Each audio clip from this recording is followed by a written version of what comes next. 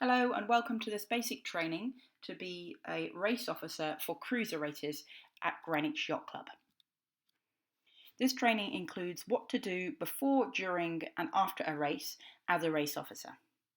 But some things we won't be able to cover are all the rules and procedures for racing on the Thames. We actually have a separate video for that on YouTube, which I suggest watching. How to calculate results using house sail. Again, we have a separate video for that. The racing rules of sailing in detail, but you can read those online, and in-depth discussion of scenarios that might arise. There are many different scenarios which could arise as race officer, and better to deal with them as and when they occur. So maybe it's the night before the race or it's early morning of the race. What should you be thinking about as race officer? Well, the first thing is to check the weather forecast, and in particular whether the wind is going to be particularly strong or light. If the forecast is for wind over force 7, then you should be thinking about cancelling the race, but you don't need to make that decision until the time of the race briefing. If the wind is forecast to be over force 5, then you would be thinking about flying the Y flag to indicate that it's mandatory for everyone participating to wear a life jacket. If the wind is particularly light, that's where you may be thinking about potential changes to the proposed course. And lastly, it's a good idea to check the PLA website for any large ship movements. So let's take a closer look at these. The notice of race is circulated widely before any cruiser race. You can see it here on the email containing the Tuesday night announcements. It's a detailed document that includes key information like the briefing time, the start time, the tides, and critically, the buoys and marks that are suggested for this particular race. You as race officer, however, have the ultimate say in what the course is. Scrolling down, there's additional information for participants, including the sailing instructions, racing rules of sailing, etc. This is the website where you can go to check large ship movements. pla.co.uk ship movements. Okay, so the morning of the race has now arrived. You've been up to the race hut to unlock and to get the sign-up sheet with a clipboard. You've probably also gone to the dinghy store to get your VHF handheld radio that you're going to need. And you're now down outside the tea hut at the picnic tables, about to conduct the race briefing. So when you call the attention of the people there, the first thing is to welcome them to the race and maybe remind them if this is part of a series race or it's a special trophy race. Then describe the race course in detail, all the marks that participants need to go around, whether they should lead them to port, whether they should leave them to starboard, and any other considerations given the weather. Then you may remind participants about key information that is contained in the notice of race. Now, skippers are required to read the notice of race and be familiar with all of this, but it never hurts to give a little bit of a reminder. The first is to always stay to the right-hand side of the river in the barrier control zone, including the start. The start line actually only extends to half of the river, the starboard side. Outside of the barrier control zone, keep clear of any traffic proceeding down the river, or in general, keep clear of traffic. Listen on both channel 14 and channel 37, and be aware that channel 14 switches to channel 68 east of Crowford Ness. Turn engines off 1 minute before the start. And if there are any skippers there who look a little bit newer, you might want to take them aside and remind them about the procedures for transiting the barrier, when to turn their engine off, etc. Now, it is mandatory for all skippers to attend this race briefing, so if anybody arrives after the briefing and it isn't on your sign-up sheet, it's okay to turn them away. So you've done the briefing, now you're back up in the race hut, and it's time to call London VTS to notify them about the race, the number of participants and the course. They will be aware of the race happening because they have a calendar that's been circulated beforehand. You can also ask them again if any large ship movements are expected, and then relay that over channel 37. You would also now be conducting radio checks on channel 37 for all participants. And using the remaining time to get familiar with the lights and the sound signal box, or maybe watch some of those YouTube videos for extra in-depth instruction. So it's 5 minutes before the race starts, and you're now going to start the sequence. That is 1 light and 1 blast at 5 minutes, 2 lights and 1 blast at 4 minutes, 3 lights and 1 blast at 1 minute, and then all lights off and 1 blast at the start. If a boat is over the line or never crossed the line because they were on the wrong side of the river, honk the horn once and recall on channel 37. After the race has started, you then immediately call London VTS again on channel 14 to get the barrier span for all the boats to transit the barrier, and relay that barrier span to the fleet on channel 37. Now you should remain contactable on your mobile phone and close to the club during the rest of the race. If an incident occurs, it's quite possible the PLA will call you on your mobile phone to see how you can help.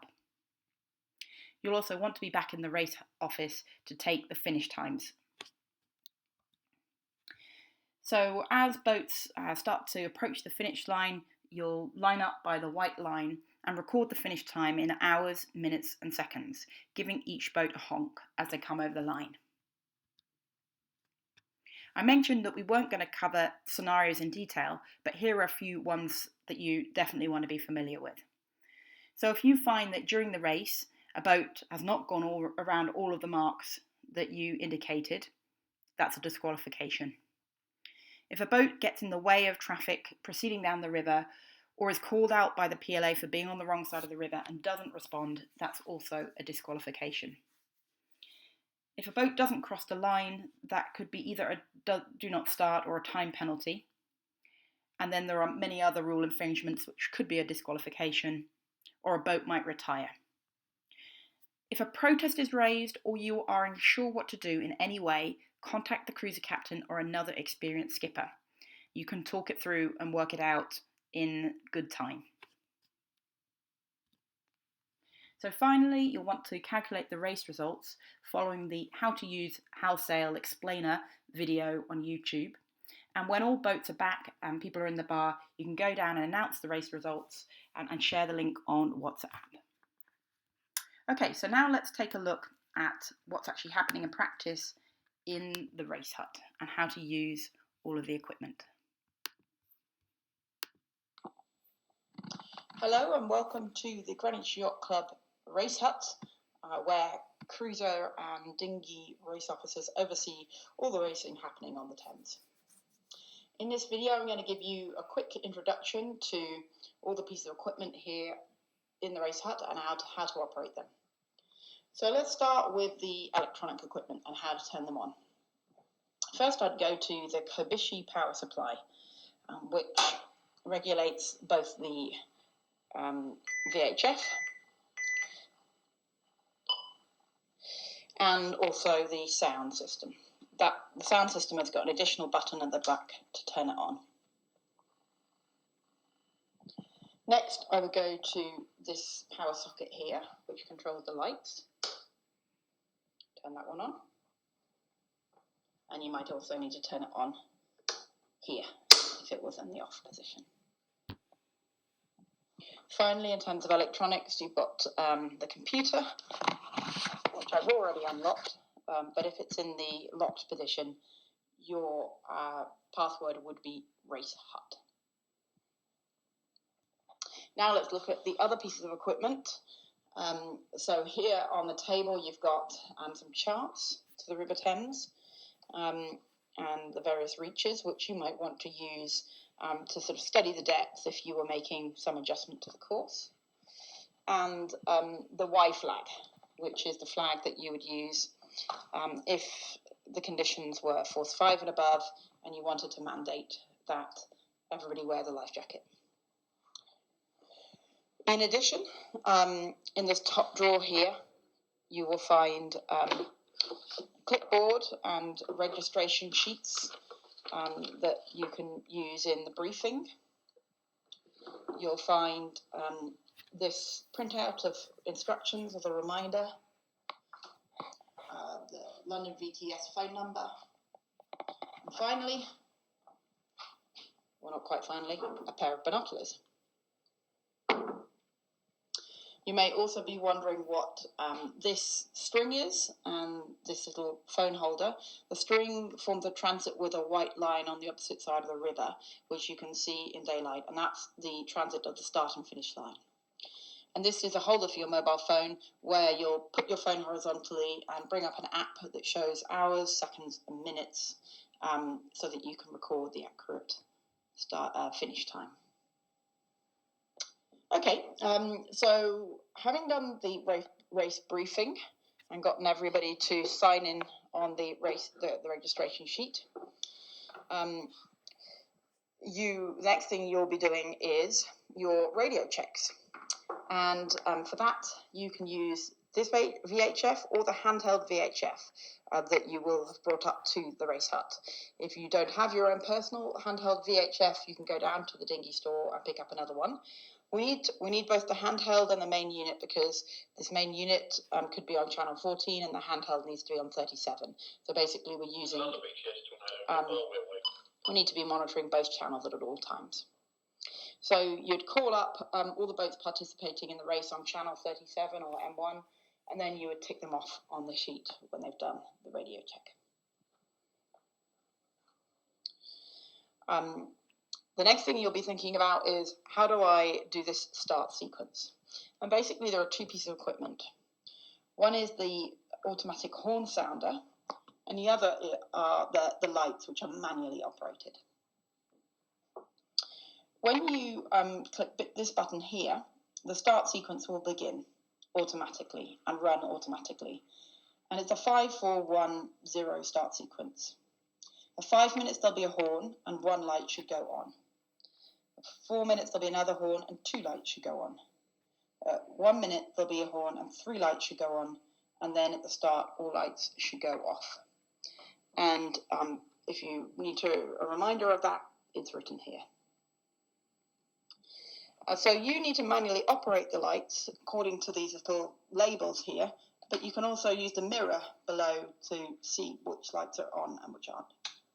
So basically, at 5 minutes before the start of the race, before the published start time of the race, I press this button here to start that sequence, and at the same time, press this button here. And then afterwards, I don't need to press that unit again. That's all going to work automatically. Now I just need to press this button on 4 minutes, this button on 1 minute, and then turn them all off. If any boats are over the line at the start, you can give them one hoot of the horn here, and you can call them on the VHF to tell them that they're over. As you may recall, you might want to offer them the option to take a time penalty instead of trying to get back over the line, because in certain conditions of wind and tide, it can be really tough for boats to get back over the line. And a 5-minute time penalty is a good amount. To stop the sequence on this, you would click kind of yes and yes and follow the instructions on the screen to stop it. Otherwise, it will keep running in a loop every 5 minutes. Okay, so the start of the race has happened. Now you need to call London VTS on channel 14 to confirm that the start has happened and to get a confirmed barrier span for the race. Call them on channel 14 rather than on the telephone so that everybody can hear, and then relay on channel 37 what London VTS have given you in terms of the barrier span. So Bravo, Charlie, span, and make sure everybody's heard that. Now your work is really done until the boats start to return upriver, and you can ask a boat that's likely to be sort of the lead boat to give you a phone call when they're at, say, Margaret Ness or Woolwich, so you can come back up to the race hut.